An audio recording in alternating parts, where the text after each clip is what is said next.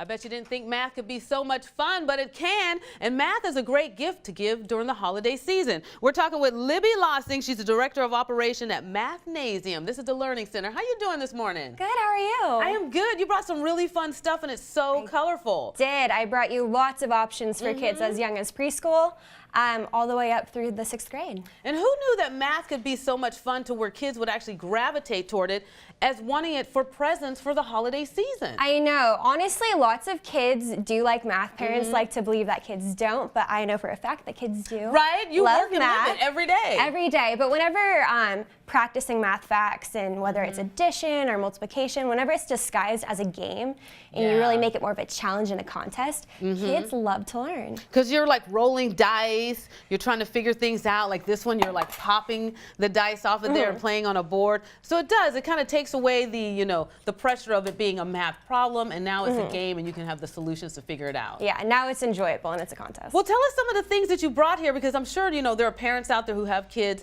that are all about math and science, and they're like, I never even knew that. Let me see if I can probably put that in as a stocking stuffer. So let's start over here. Yeah, absolutely. So I brought a variety of options.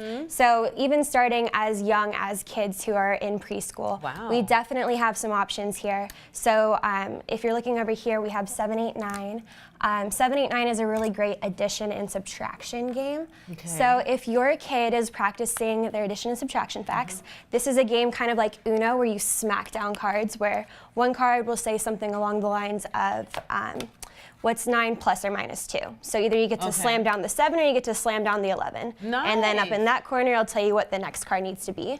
But this really helps with their skill set as far as being quick and thinking on their feet. I know, it's good mental math. Yeah, good mental math. I like the fact that you have all these different little dice here. This is so cool. So fun. So these are awesome. I love Think Fun games because they're very scalable. So if you have a kid that right now is doing addition and then they're working their up to subtraction and then one day multiplication, you just need to change the rules of the game, and it's something that you can recycle year to year.